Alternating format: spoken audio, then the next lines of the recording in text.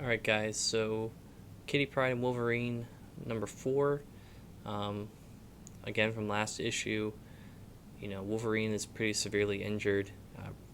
Kitty's still brainwashed, and Yukio kind of drives them all back, along with Carmen Pryde, back to her stronghold.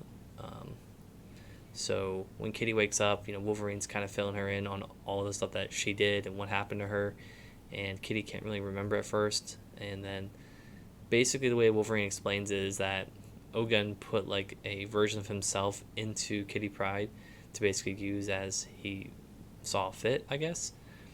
So as Wolverine's recovering, he's deciding that he needs to train Kitty to become more mentally capable and trained up, so that way she can face Ogun. That's the only way that she can really put this whole thing behind her and stop Ogun's influence on her mind forever.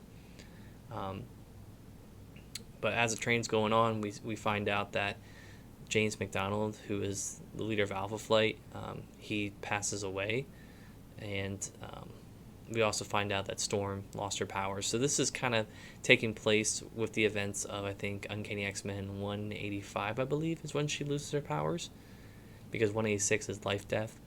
So that's kind of where this fits in the whole timeline of X-Men, I guess. So both of these characters, Kitty Pryde and Wolverine, they both take that news pretty seriously, and it kind of weighs them down. But they decide to press on, and Kitty's very resistant at first to dealing with the training. I believe this is and part of this issue is them going through like the snow, and Kitty falls down at one point, and Wolverine's like, "You just gotta get up and start working again." And Kitty's like, "I twisted my ankle, like help me." And then Wolverine's like, "You need to do this yourself, so goodbye." And he basically abandons her, and then he comes back to the stronghold, and then her Kitty's father is like, "Where the hell's my daughter at?"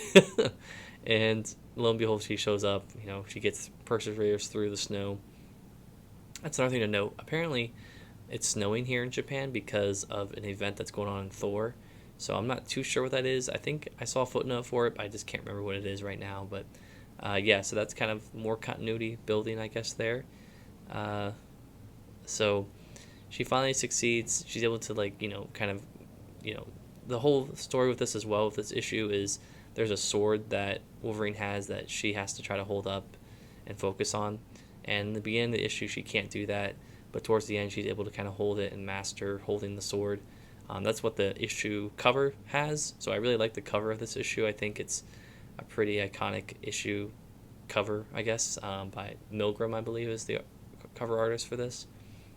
But yeah, so she's able to kind of overcome all this training, and she still decides to go back to the States to have Xavier erase all of the memories that Ogun left behind. Wolverine told her that this is kind of a cop-out, that doing that wouldn't really help, and relying on Xavier to fix that would not really be helpful for her own psyche, I guess.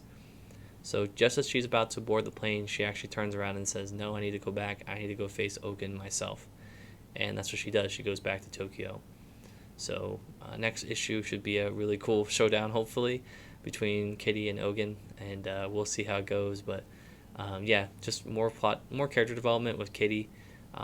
Throughout all these issues, I think even in this issue, she mentions a couple of times about Peter, Colossus, and stuff like that, and her relationship with Storm too. So all that is still kind of weighing on her as she goes through this experience right now. So yeah, that was Kitty Pryde and Wolverine number 4.